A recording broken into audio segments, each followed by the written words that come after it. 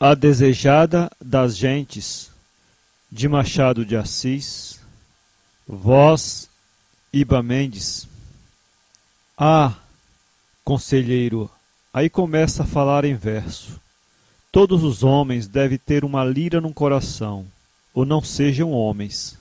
Que a lira ressoe a toda hora, nem por qualquer motivo, não o digo eu, mas de longe em longe e por algumas reminiscências particulares. Sabe por que é que lhe pareço poeta, apesar das ordenações do reino e dos cabelos grisalhos? É porque vamos por esta glória adiante, costeando aqui a Secretaria de Estrangeiros. Lá está o outeiro célebre. Adiante há uma casa. Vamos andando. Vamos. Divina Quintilha. Todas essas caras que aí passam são outras, mas falam-me daquele tempo como se fossem as mesmas de outrora.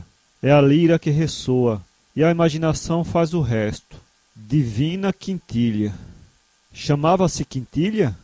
Conheci de vista, quando andava na escola de medicina, uma linda moça com esse nome.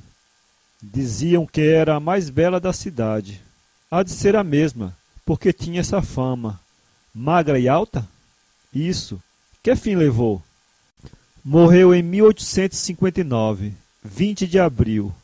Nunca me há de esquecer esse dia. Vou contar-lhe um caso interessante para mim, e creio que também para o senhor. Olha, a casa era aquela. Morava com um tio, chefe de esquadra reformado. Tinha outra casa num Cosme velho.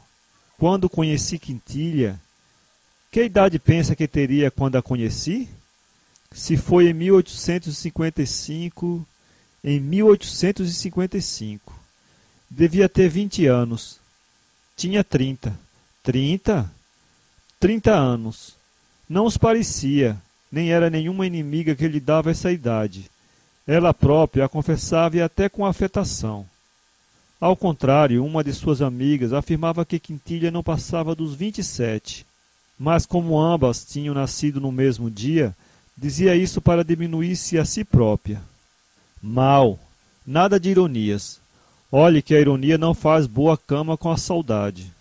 Que é a saudade senão uma ironia do tempo e da fortuna? Veja lá, começo a ficar sentencioso.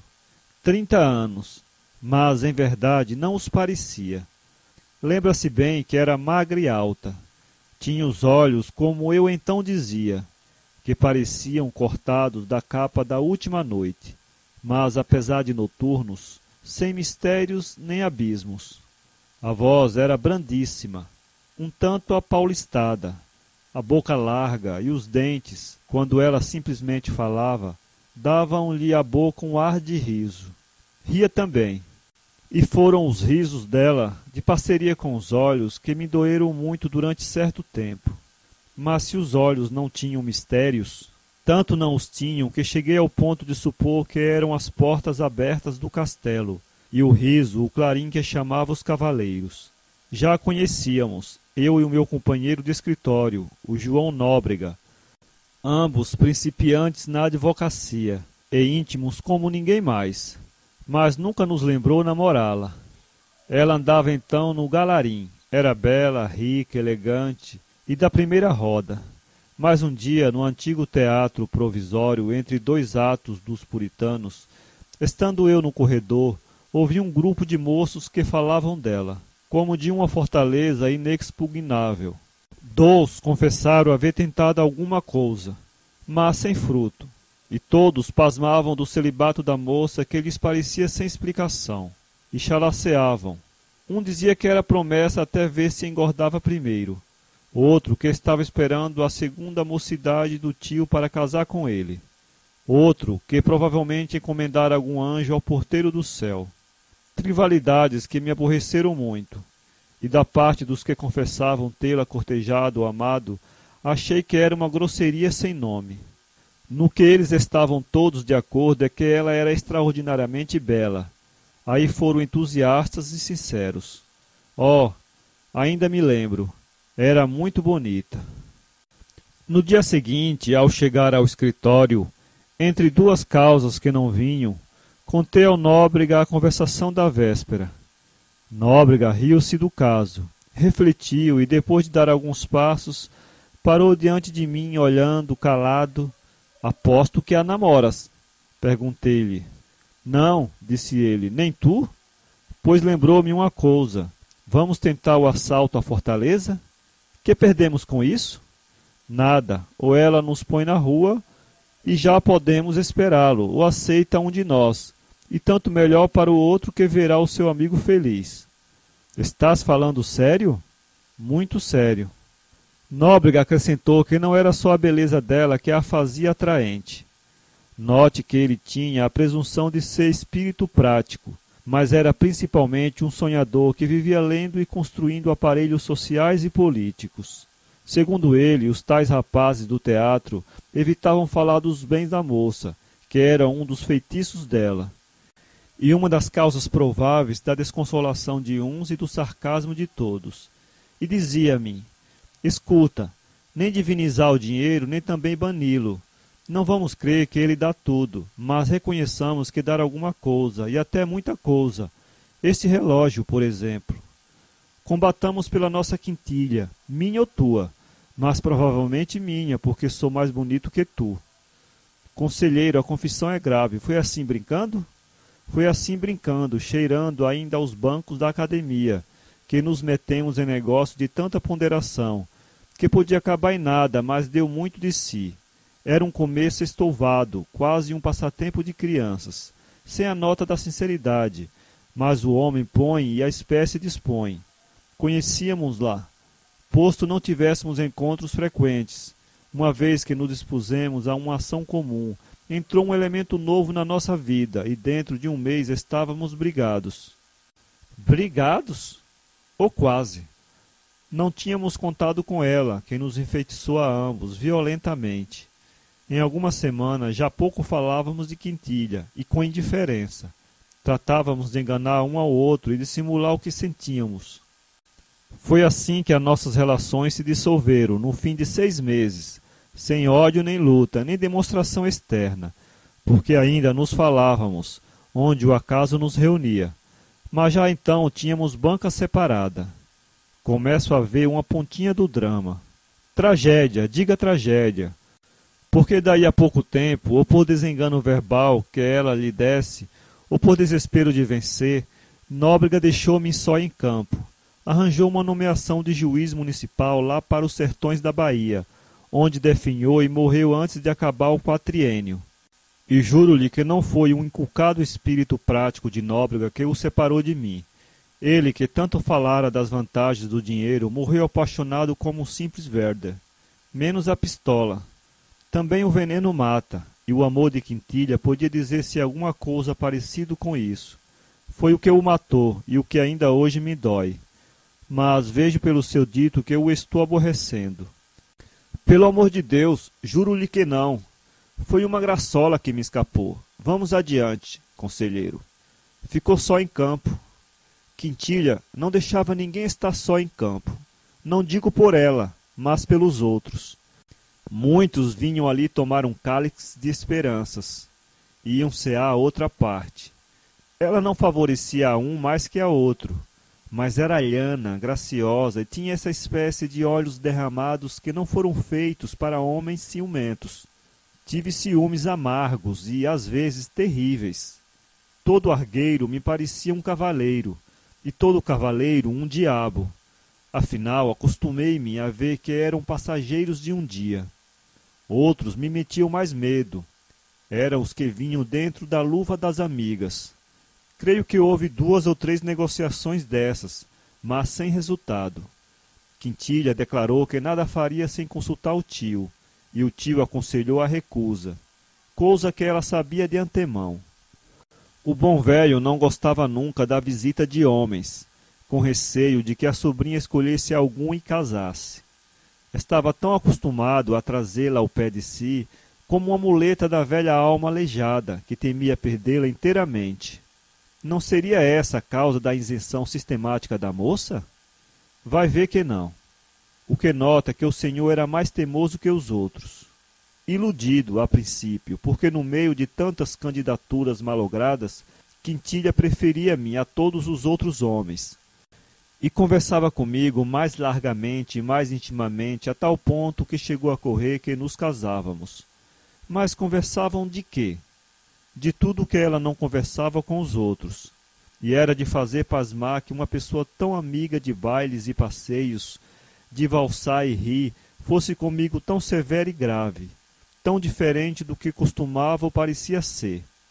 A razão é clara. Achava a sua conversação menos insossa que a dos outros homens. Obrigado, era mais profunda a causa da diferença, e a diferença ia se acentuando com os tempos. Quando a vida cá embaixo a aborrecia muito, ia para o Cosme Velho, e ali as nossas conversações eram mais frequentes e compridas. Não lhe posso dizer, nem o senhor compreenderia nada, o que foram as horas que ali passei, incorporando na minha vida toda a vida que jorrava dela. Muitas vezes quis dizer-lhe o que sentia, mas as palavras tinham medo e ficavam no coração. Escrevi cartas sobre cartas. Todas me pareciam frias, difusas, ou inchadas de estilo. Demais, ela não dava ensejo a nada. Tinha um ar de velha amiga. No princípio de 1857, adoeceu meu pai em Itaboraí. Corri a vê-lo, achei-o moribundo. Este fato reteve-me fora da corte uns 4 meses. Voltei pelos fins de maio. Quintilha recebeu-me triste da minha tristeza, e vi claramente que o meu luto passara aos olhos dela. Mas que era isso senão amor? Assim eu criei e dispus a minha vida para desposá-la. Nisto adoeceu o tio gravemente.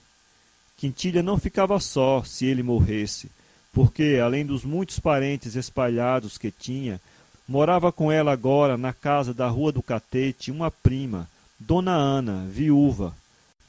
Mas é certo que a afeição principal ia-se embora, e nessa transição da vida presente à vida ulterior, podia eu alcançar o que desejava.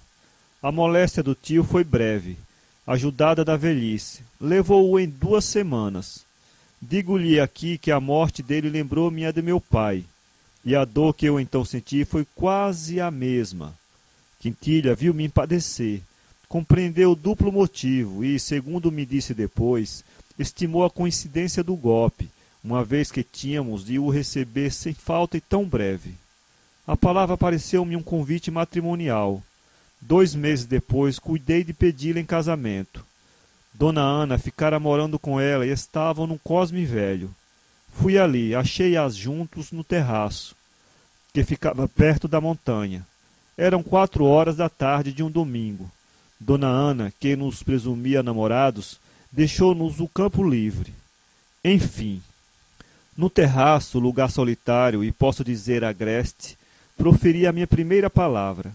O meu plano era justamente precipitar tudo, com medo de que 5 minutos de conversa me tirassem as forças. Ainda assim, não sabe o que me custou.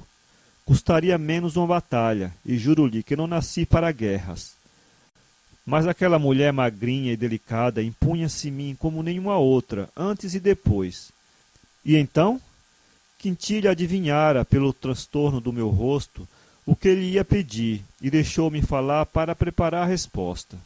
A resposta foi interrogativa e negativa. Casar para quê? Era melhor que ficássemos amigos como dantes.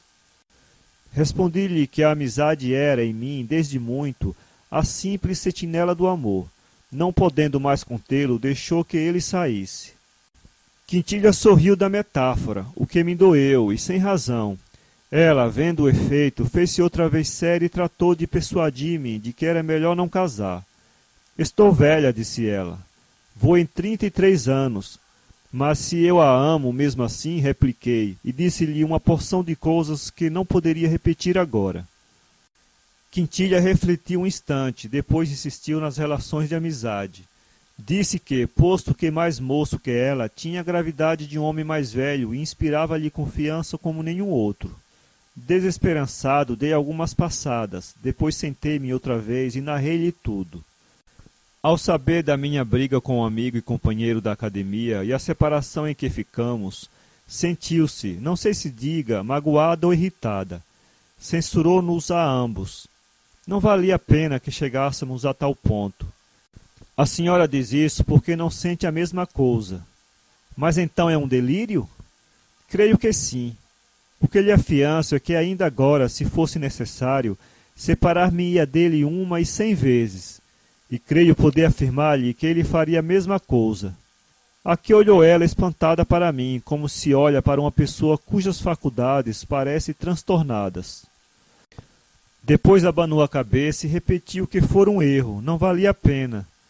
Fiquemos amigos, disse-me estendendo a mão. É impossível, pede-me coisa superior às minhas forças. Nunca poderei ver na senhora uma simples amiga. Não desejo impor-lhe nada. Dir-lhe-ei até que nem mais insisto, porque não aceitaria outra resposta agora. Trocamos ainda algumas palavras e retirei-me. Veja a minha mão. Treme-lhe ainda. E não lhe contei tudo. Não lhe digo aqui os aborrecimentos que tive, nem a dor e o despeito que me ficaram. Estava arrependido, zangado, devia ter provocado aquele desengano desde as minhas primeiras semanas, mas a culpa foi da esperança, que é uma planta daninha que me comeu o lugar de outras plantas melhores. No fim de 5 dias, saí para Itaboraí, onde me chamaram alguns interesses do inventário de meu pai. Quando voltei, 3 semanas depois, achei em casa uma carta de Quintilha. Abri-a alvoroçadamente. Datava de 4 dias. Era longa, aludia aos últimos sucessos e dizia coisas meigas e graves. Quintilha afirmava ter esperado por mim todos os dias, não cuidando que eu levasse o egoísmo até não voltar lá mais. Por isso escrevia-me, pedindo que fizesse dos meus sentimentos pessoais e sem eco uma página de história acabada, que ficasse só o amigo e lá fosse ver a sua amiga. E concluía com estas singulares palavras: quer uma garantia? Juro-lhe que não casarei nunca. Compreendi que um vínculo de simpatia moral nos ligava um ao outro, com a diferença que o que era em mim paixão específica era nela uma simples eleição de caráter. Eram 2 sócios, que entravam no comércio da vida com diferente capital. Eu, de tudo o que possuía, ela quase um óbolo. Respondi a carta dela nesse sentido, e declarei que era tal a minha obediência e o meu amor que cedia. Mas de má vontade, porque, depois do que se passara entre nós, ia sentir-me humilhado. Risquei a palavra ridículo, já escrita, para poder vê-la sem este vexame. Bastava o outro. Aposto que seguiu atrás da carta? É o que eu faria, porque essa moça, ou eu me engano, ou estava morta por casar com o senhor. Deixe a sua fisiologia usual, este caso é particularíssimo. Deixe-me adivinhar o resto. O juramento era um anzol místico. Depois o senhor que o recebera podia desobrigá-la dele, uma vez que aproveitasse com absolvição, mas, enfim, correi à casa dele. Não corri, fui 2 dias depois. No intervalo, respondeu ela à minha carta com um bilhete carinhoso, que rematava com esta ideia: não fale de humilhação, onde não houve público. Fui, voltei 1 e mais vezes, e restabeleceram-se as nossas relações. Não se falou em nada. Ao princípio, custou-me muito parecer o que era dantes. Depois, o demônio da esperança veio pousar outra vez no meu coração. E, sem nada exprimir, cuidei que um dia tarde, ela viesse a casar comigo. E foi essa esperança que me retificou aos meus próprios olhos, na situação em que me achava. Os boatos de nosso casamento correram o mundo, chegaram aos nossos ouvidos. Eu negava formalmente sério, ela dava de ombros e ria. Foi essa fase da nossa vida mais serena para mim, salvo um incidente curto, um diplomata austríaco, ou não sei quê, rapagão, elegante, ruivo, olhos grandes e atrativos, e fidalgo ainda por cima. Quintilha mostrou-se-lhe tão graciosa que ele cuidou estar aceito, e tratou de ir adiante. Creio que algum gesto meu, inconsciente, ou então um pouco da percepção fina que o céu lhe dera, levou depressa o desengano à alegação austríaca. Pouco depois ela adoeceu, e foi então que a nossa intimidade cresceu de vulto. Ela, enquanto se tratava, resolveu não sair, e isso mesmo lhe disseram os médicos. Lá passava eu muitas horas diariamente. Ou elas tocavam, ou jogávamos os três, ou então lia-se alguma coisa. A maior parte das vezes conversávamos somente. Foi então que a estudei muito. Escutando as suas leituras, vi que os livros puramente amorosos achava-os incompreensíveis e, se as paixões aí eram violentas, largava-os com tédio. Não falava assim por ignorante, tinha notícia vaga das paixões e assistira a algumas alheias. De que moléstia padecia? Da espinha. Os médicos diziam que a moléstia não era talvez recente, e ia tocando o ponto melindroso. Chegamos assim a 1859. Desde março desse ano, a moléstia agravou-se muito. Teve uma pequena parada, mas para os fins do mês chegou ao estado desesperador.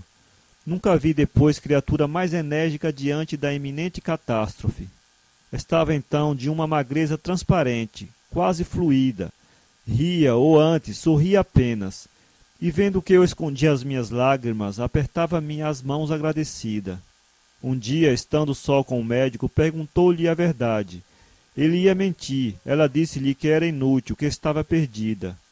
Perdida? Não, murmurou o médico. Jura que não estou perdida? Ele hesitou, ela agradeceu-lhe. Uma vez certa que morria, ordenou o que prometera a si mesma. Casou com o senhor, aposto.